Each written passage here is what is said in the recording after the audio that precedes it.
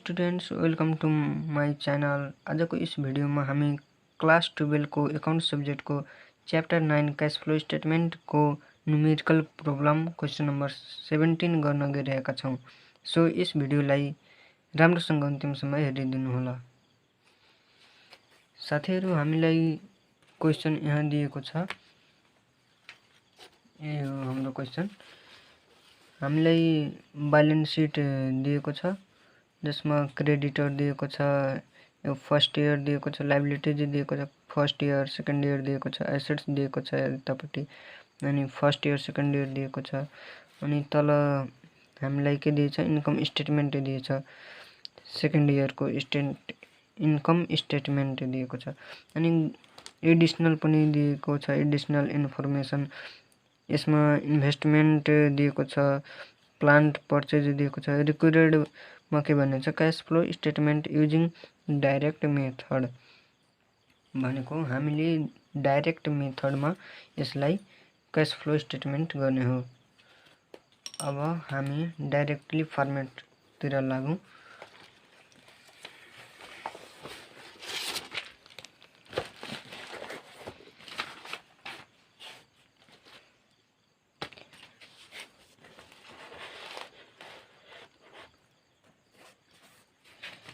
यसको फर्मेट यताबाट यस्तो अनि यस्तो गर्ने, अनि यतापट्टि यस्तो यस्तो गर्ने फर्मेट। अब यसमा के हुन्छ हामी भन्न गइरहेका छौँ। यहाँ हुन्छ, यहाँ क्वेसन नम्बर लेख्ने, क्वेसन नम्बर 17 के गर्न गइरहेका छौँ, cash flow statement, cash flow statement. यहाँ हुन्छ पार्टिकुलर्स, यहाँ हुन्छ डिटेल्स रुपिजमा हुन्छ, अनि यता हुन्छ एमाउन्ट रुपिज। अब हामी फर्स्ट अफ अल के गर्ने हो, cash flow from operating activities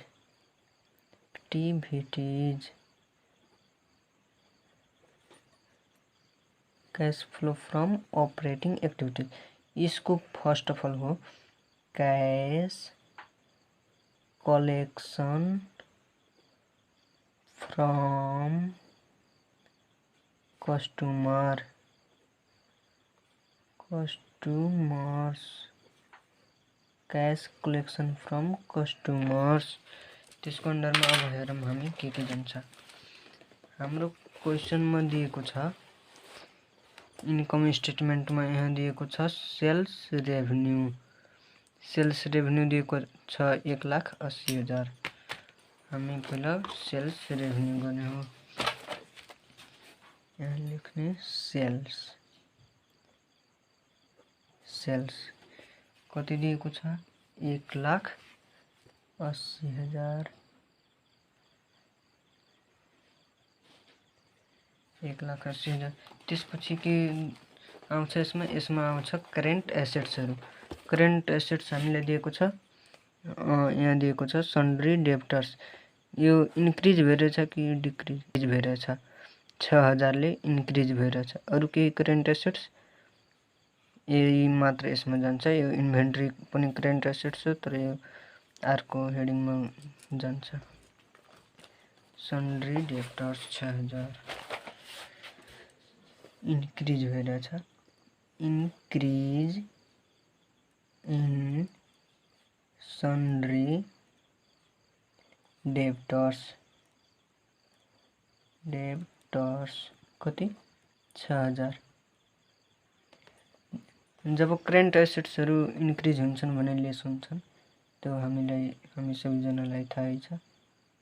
यसलाई अब यहाँ गर्ने 1,00,000 लेस गरेपछि 1,74,000 आयो। त्यसपछि अर्को हेडिङ हाम्रो हो cash pay to suppliers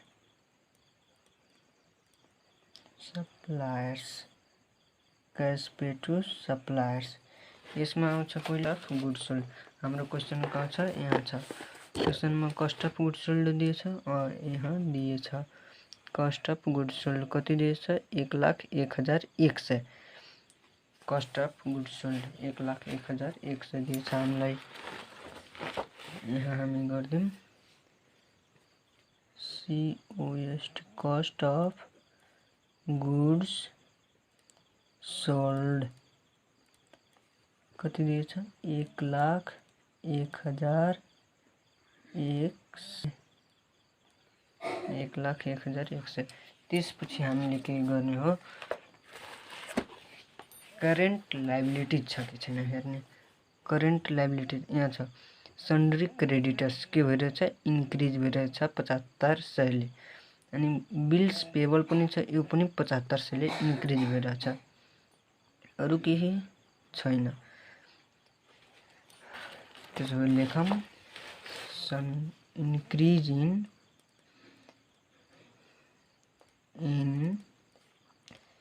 SUNDRY sundry creditors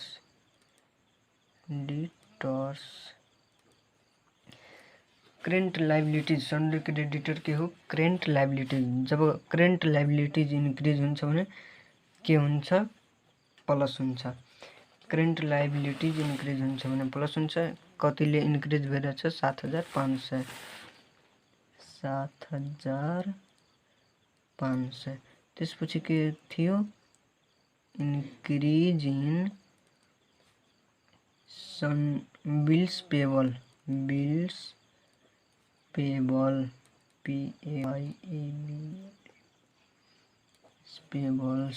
pebbles यो पनि कतिले हाम्रो इन्क्रिज भइरहेछ? 7500। 7,500। अरु केही करेन्ट लाइबिलिटीज अब छैन। यो जुन छ इन्भेन्ट्री, यो करेन्ट एसेट्स त हो, तर हाम्रो यहाँ आउँछ यो कतिले इन्क्रिज भइरहेछ? 7,500। यो पनि हो increase in inventory increase in inventory 7500। यो करेन्ट एसेट्स भएको नाताले यो लेस हुन्छ। अब यसलाई क्लोज गर्ने। अब यसलाई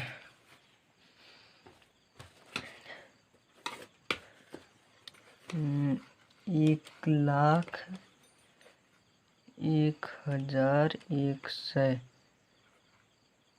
माइनस 7500 माइनस 7500 प्लस 7500। ठीक छ। कति आयो? 93,600 माइनसमा आयो। केमा आयो? माइनसमा। किनभने माइनस बढी छ, माइनसमै आउँछ। अब अर्को हेडिङमा जाम। Cash pay to employed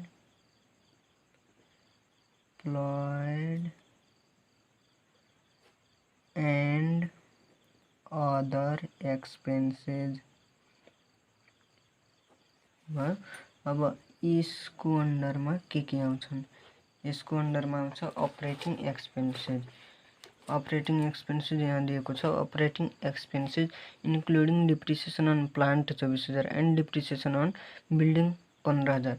depreciation पनि त्यसैमा एड गरेर दिएछ भने हामीले त्यसलाई लेस गर्नुपर्छ। टोटल हामीलाई कति दिएको छ? 69,000। 69,000 माइनस 24, यो 24,000 1000 माइनस यो कति दिएछ 15000 30,000 आयो हाम्रो। अब यहाँ लेख्ने ओपी ऑपरेटिंग एक्सपेन्सेस कति आयो 30,000 एक्सपेन्सेस लेस हुन्छ। त्यसपछि यसमा अरु केही आउँछ केही पनि आउन्न, त्यसैले हामी यसलाई यही क्लोज गर्दिने 30,000 भयो। अब यसलाई टोटल गर्दिने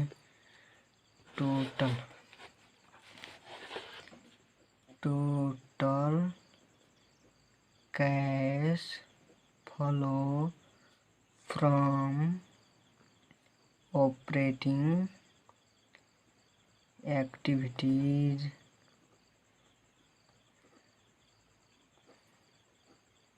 वन प्लस 2 प्लस 3 यसलाई हामी ए मान्दिम। यो कति आउँछ 1,74,000 आएछ हैन। त्यसमा लेस गरिएछ 93,600 फेरि लेस गरिएछ 30,000 50,400 आयो प्लसमा 50,400 आयो।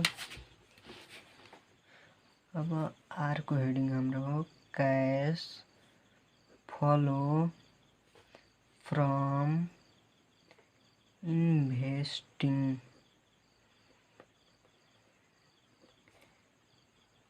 एक्टिविटीज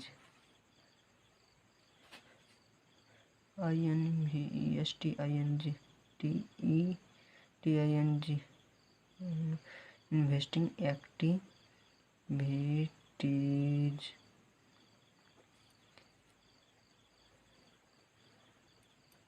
यसको अन्डरमा हामीले फिक्स एसेट्सहरु लेख्छौं। यसको अन्डरमा फिक्स एसेट्स हामीलाई एडिसनलमै दिएको छ। Investment costing 12,000 was sold for 15,600 अनि यसको रिलेटेड यहाँ पनि दिएछ gain on sales of investment 36,000। यसलाई हामीले नहेर्ने किनभने हामीलाई यहाँ नै जोडेर दिएको छ। कस्टिङ गरेछ 12,000 मा अनि 3600 जुन छ त्यसलाई एड गरेर 15,600 भएछ। त्यसैले हामीलाई त्यसलाई त्यहाँ नहेर्ने अनि के लेख्ने के गरेछ सोल्ड गरेछ इन्भेस्टमेन्टलाई भने यहाँ लेख्ने सेल्स अफ इन्भेस्टमेन्टलाई सोल्ड गरेछ कति 15,600 सोल्ड गरेछ भने हाम्रो इन्कम हो। त्यसैले क्याश इन्फ्लो हुन्छ त्यसैले त्यो प्लस हुन्छ। त्यसपछि अर्को के भनेछ द प्लान्ट पर्चेज फर यति पर्चेज गरेछ प्लान्टलाई भने PURCHES पर्चेज अफ प्लान्ट कति गरेछ 52,500 पर्चेज गरेछ भने क्याश आउटफ्लो हो। त्यसैले त्यो लेस भइहाल्छ। अनि फेरि हामीलाई अरु यहाँ दिएछ ब्यालेन्स सिटमा ल्यान्ड एन्ड बिल्डिङ यो एडिसनलमा दिए छैन त्यसैले यो पनि लेखिन्छ। ल्यान्ड एन्ड बिल्डिङ कतिले भइराछ 1,20,000 ले इन्क्रिज भइराछ। त्यसैले हामीले लेख्ने हो purchase of land and building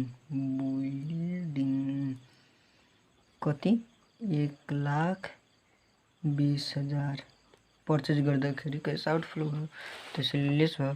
त्यसपछि फेरि आयो यहाँ हामीलाई दिएछ loss on sales of machinery अनि भनेछ 4500 मा सेल्स गरेछ 4500 मा अनि यो के हो लेस भएको हो।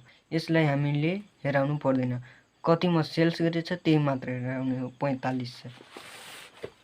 यहाँ लेख्ने sales of machinery MACHINER machinery कति 4500। अब सबै भयो। त्यसपछि अब के गर्ने, एड गर्ने, त्यसलाई टोटल गर्ने हुन्छ। टोटल गर्दाखेरि 15,06,000 छ अनि माइनस छ 52,500। त्यसपछि फेरि माइनस छ 1,20,000 अनि प्लसमा छ 4500 भने 1,52,000 कति आयो, 1,52,400 माइनसमा छ भने हाम्रो एकाउन्टको त नियम नै हो 1,52,400 माइनसमा आयो भने ब्रेकेटमा राख्ने एकाउन्टको नियम नै हो। अब यसलाई गर्ने total cash flow from investing activities, यसलाई बी मान्ने। त्यसपछि अर्को आयो, अर्को हेडिङ आयो cash flow from financing activities.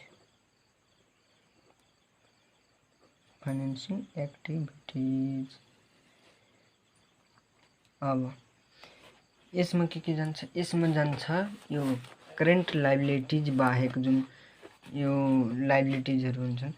जस्तै यहाँ छ सेयर क्यापिटल इन्क्रिज भइरहेछ कि डिक्रिज, इन्क्रिज भइरहेछ भने यसमा इन्क्रिज नहेर हुने, किनभने सेयर क्यापिटल इन्क्रिज हुँदैन, त्यो इस्यु अफ सेयर लेख्ने हो। त्यसमा इस्यु अफ सेयर कति सेयर्स कति लेख्ने 1,20,000 यहाँ छ अनि 65 यहाँ भनेको 45,000 हो। 45,000 प्लसमा। त्यसपछि के दिएछ, सेयर प्रिमियम पनि दिएछ। सेयर प्रिमियम त्यो पनि इन्क्रिज भइरहेछ भने त्यसलाई इन्क्रिज लेख्ने, increase in share premium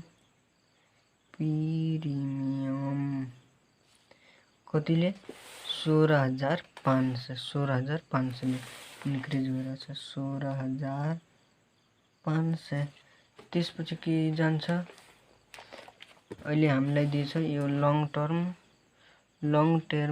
liabilities दिएछ, यो पनि इन्क्रिज भइरहेछ, यो पनि यसैमा जान्छ, लङ टर्मको लागि हो, त्यसैले इन्क्रिज भइरहेछ। इन्क्रिज इन लङ टर्म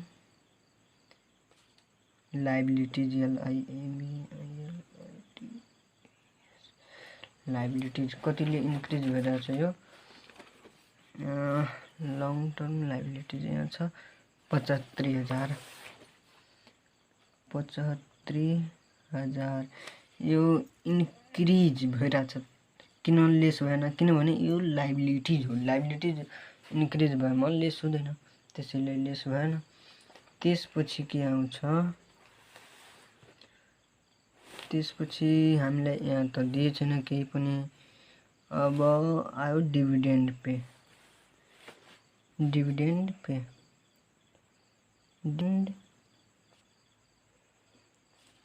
कति छ 8,700 डिभिडेन्ड पे 8,700 यो लेस हुन्छ, यसलाई पनि क्लोज गरिदिने। कति आयो यो 45,000 प्लस 16,500 अनि प्लस 75,000 माइनस 8,700 1,27,800 आयो। यहाँ लेख्ने 1,27,800 है ना। यहाँ नलेख्ने तल लेखिदिने 1,27,800। अब यसलाई के गर्ने टोटल गरिदिने। Total cash flow from financing activities, यसलाई सी मानिदिने। यसलाई अब क्लोज गरिदिने। त्यसपछि के आयो net change in cash and cash equivalent A plus B plus C.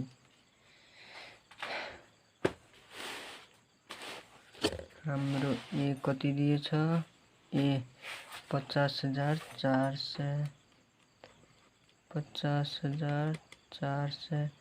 त्यसपछि बी कति दिएछ माइनसमा दिएछ भने माइनस गर्ने 1,52,000 1,52,400।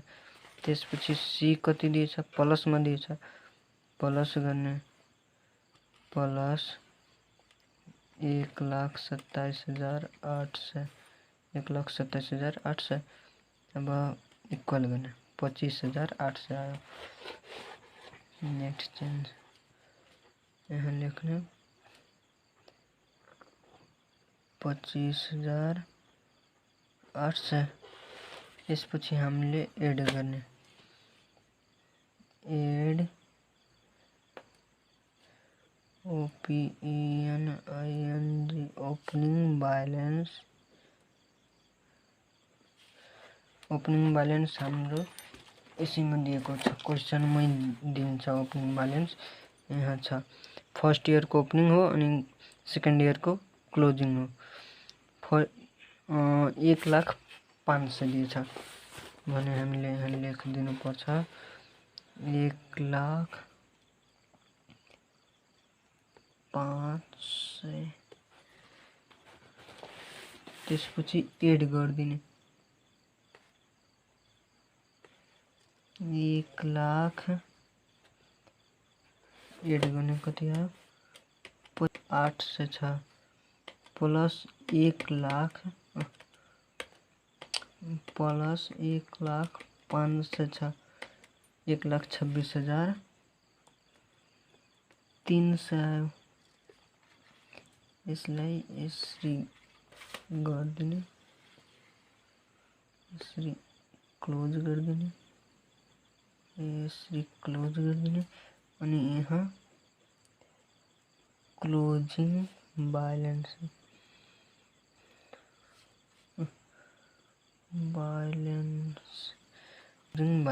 आयो यति। अब यो क्लोजिङ बैलेंस हाम्रो यहीँ दिएको हुन्छ, क्वेसनमै दिएको हुन्छ 1,26,300 दिएकै छ 1,26,300। त्यो हेर्ने अनि यो हेर्ने मिलेछ भने ठीक छ, हाम्रो ठीक छ एन्सर। हस् त साथीहरु आजलाई यति नै, अरु अर्को भिडियोमा हेरौँला।